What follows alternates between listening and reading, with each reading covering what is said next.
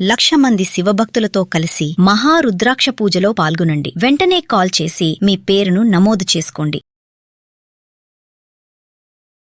నమస్తే. ఇటీవల కాలంలో బంగారం, వెండి ధరలు హెచ్చు తగ్గుదలు వరుసగా షరామామూలుగా మారిపోయాయి. ఇవాళ చూస్తే ఏకంగా 2,350 రూపాయలు పెరిగి బంగారం ధర 1,46,000 రూపాయలకు 24 క్యారెట్ల బంగారం చేరుకుంది. అలాగే వెండి కూడా దాదాపు 5,000 రూపాయల వరకు పెరిగింది. సో ఇంకా కూడా పెరిగే అవకాశం ఉందా, లేదంటే ఈ ధర స్థిరంగా కొనసాగేటువంటి ఛాన్స్ ఉంది? తెలుసుకుందాం. మనతో పాటు ఉన్నారు మార్కెట్ అనలిస్ట్, ఎక్స్పర్ట్ అయినటువంటి ప్రశాంత్ గారు. సార్ నమస్తే. నమస్తే విజయ్ గారు. ప్రశాంత్ గారు, మీరు చెప్తూనే ఉన్నారు చాలా సందర్భాల్లో ఇదే సరైనటువంటి సమయం గోల్డ్ మీద ఇన్వెస్ట్ చేయడానికి. సో గోల్డ్ అనేది పెద్దగా పెరగదు, అలానే మరీ పడిపోయే పరిస్థితి లేదు అని అంటున్నారు. కానీ ఇప్పుడు ఏకంగా 2,400 రూపాయలు పెరిగింది. ఈ ధర ఇంకా పెరుగుతుందా, లేదంటే మళ్ళీ తగ్గేది అవకాశం ఏమైనా ఉందా, లేదంటే స్థిరంగా ఇలాగే కొనసాగుతుందా కొన్ని రోజుల పాటు? విజయ్ గారు, ఇప్పుడు మనము బంగారం కానీ వెండి కానీ మీరు చూస్తే అవి మనకు తరతరాలుగా కూడా ఒక ఇన్సూరెన్స్ అసెట్, అంటే అత్యవసరంగా ఆదుకునే సాధనాలుగా కొన్ని వందల సంవత్సరాలుగా వస్తుంది. అయితే 2025 జనవరి మొదటి నుంచి ఏమైందంటే బంగారు కానీ వెండి కానీ అందులో పెరుగుదల అనేది దాదాపు 70-75% బంగారం, ఒక 100 నుంచి 150% వెండి పెరగడం వల్ల ఒక్కసారిగా మొత్తం ఇండియాలోనే కాదు ప్రపంచ దేశాల్లో ప్రతి ఒక్కరి ఆసక్తి కూడా బంగారు వెండిపై పెరిగింది. అదే విధంగా కూడా దాంట్లో ఇన్వెస్ట్మెంట్స్ పెరుగుతూ వచ్చాయి. కానీ 2026 జనవరి నుంచి మొదలైన పరిణామాలు మనం చూసుకుంటే బంగారు వెండి స్థిరంగా పెరుగుతున్న తరుణంలో ఒక్కసారిగా మనకు యుద్ధ వాతావరణం నెలకొంది. లాస్ట్ 4-5 months గా మనం చూసుకుంటే హెచ్చుతగ్గులు చాలా వచ్చాయి.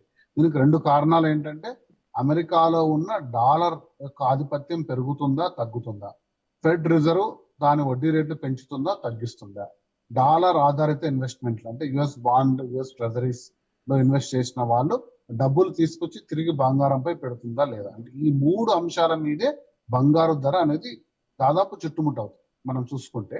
సో కాబట్టి ఇప్పుడు యుద్ధ పరిస్థితులు అనేది మీరు నేను చెప్పలేని పరిస్థితి విజయ్ గారు. మనం ఎన్నిసార్లు చర్చించుకున్నా యుద్ధ వాతావరణం గురించి చెప్పే పరిస్థితి ఎవరికి లేదు. ఎందుకంటే ఈ రోజు స్ట్రైట్ ఆఫ్ హార్మజ్ క్లోజ్ చేస్తున్నారు, ఓపెన్ చేస్తున్నారు, అమెరికా దాడి, పరస్పర దాడులు, ఇది పెరుగుతుందా తగ్గుతుందా, యుఎస్ లో ద్రవ్యోల్బణం అనేది పెరుగుతుంది. కాబట్టి యుఎస్ ఫెడ్ రిజర్వ్ అంటే మన ఆర్బీఐ టైప్ లో సెంట్రల్ బ్యాంక్ వడ్డీ రేట్లను తగ్గేది స్థిరంగా ఉంచుతుంది. కాబట్టి అందులో పెట్టుబడులు ఎవరు వెనక్కి తీసుకోరన్న తరుణంలో బంగారం మనం చూసాం దాదాపు 10,000 తగ్గి 1,39,40,000 24 క్యారెట్స్ ట్రేడ్ అయిన టైంలో మనం చూసాం. అక్కడి నుంచి స్థిరంగా మళ్ళీ పెరుగుతూ వచ్చింది.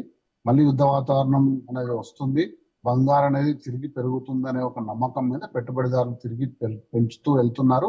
కాబట్టి విజయ్ గారు, మనము ఇందులో ముఖ్యంగా మనం చూసుకోవాల్సిన సమస్య ఏంటంటే, మీరు పెట్టుబడిదారు అయితే బంగారులో ఇన్వెస్ట్మెంట్ అవుతుంటే ఇటువంటి పరిస్థితిలో మీరు లాంగ్ టర్మ్ ఇన్వెస్ట్మెంట్ అయితే దీంట్లో ఎంటర్ కాండి.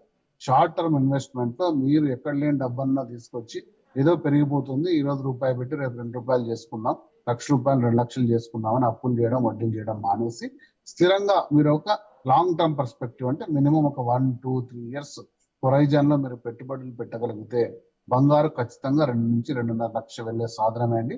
మనం చాలాసార్లు డిస్కస్ చేశాము. సో ఆ అంశాన్ని నేను మళ్ళీ తిరిగి చెప్తున్నాను, బంగారు లాంగ్ టర్మ్ లో మంచి రిటర్న్స్ ఇచ్చే సాధనమే. కానీ షార్ట్ టర్మ్ లో మీరు ఈ మార్కెట్ ఒడిదొడుకులు లేదా ప్రపంచ దేశ పరిస్థితులు మీరు క్షుణ్ణంగా పరిశీలిస్తూ ముందుకు వెళ్తే తప్ప మీకు ఇన్వెస్ట్మెంట్ పరిస్థితి అర్థం కాదు. అలాగే సిల్వర్ కూడా సేమ్ మార్కెట్ క్యాప్ అండి, దాదాపు 2,45,000 లో ట్రేడ్ అవుతున్న సిల్వర్ కూడా 3.54 lakhs వరకు దానికి పొటెన్షియల్ ఉంది. కాకపోతే దానికి కూడా బాగా టైం పడుతుంది. సో అంతర్జాతీయ పరిస్థితులు, ముఖ్యంగా డాలర్ యొక్క బలం, డాలర్ యొక్క విలువ బట్టి బంగారం ట్రేడ్ అవుతుంది. కాబట్టి మీరు దాన్ని ఆ పరిస్థితిలో అవగాహన చేసుకుని దాంట్లో పెట్టుబడులు పెట్టమని మనం ముందు నుంచి చెప్తున్నాం. ఇప్పుడు అదే పరిస్థితులు మనకు రిఫ్లెక్ట్ అవుతుంది. ఎస్, ఇప్పుడు ఇరాన్ మీద అమెరికా దాడులు, మళ్ళీ తిరిగి ఇరాన్ కూడా అదే స్థాయిలో ప్రతిస్పందన.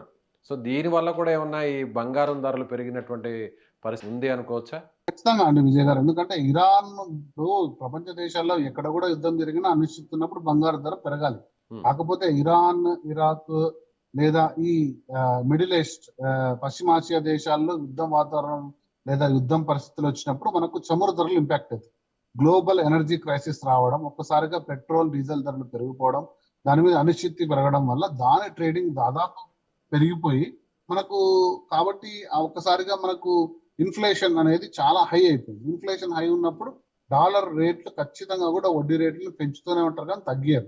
సో వడ్డీ రేట్లు పెరిగినప్పుడు ప్రతి ఇన్వెస్టర్, అంటే నేను చెప్పేది హోల్సేల్ ఇన్వెస్టర్స్, ఇన్స్టిట్యూషనల్ ఇన్వెస్టర్స్, అంటే కొన్ని లక్షల కోట్లు పెట్టుబడి వాళ్ళందరూ కూడా ఈరోజు డాలర్ మీద ఇన్వెస్ట్మెంట్లు చేశారు. 4-5% వడ్డీ పొందుతున్నారు.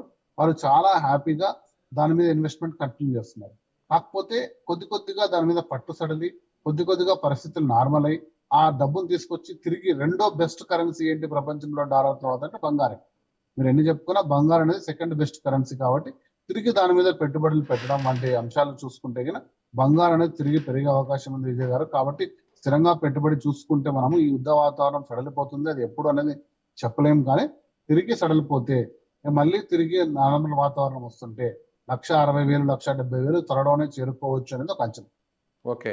అంటే ఇప్పుడు ఉన్నటువంటి ఈ 1,46,000 ఎన్ని రోజుల పాటు, ఒక వారం, కనీసం వారం పాటు ఉంటుందా? లేదంటే మళ్ళీ ఇంకా కూడా పెరిగే అవకాశం ఉందా? లేదంటే ఇంకా కూడా తగ్గే అవకాశం ఉందా?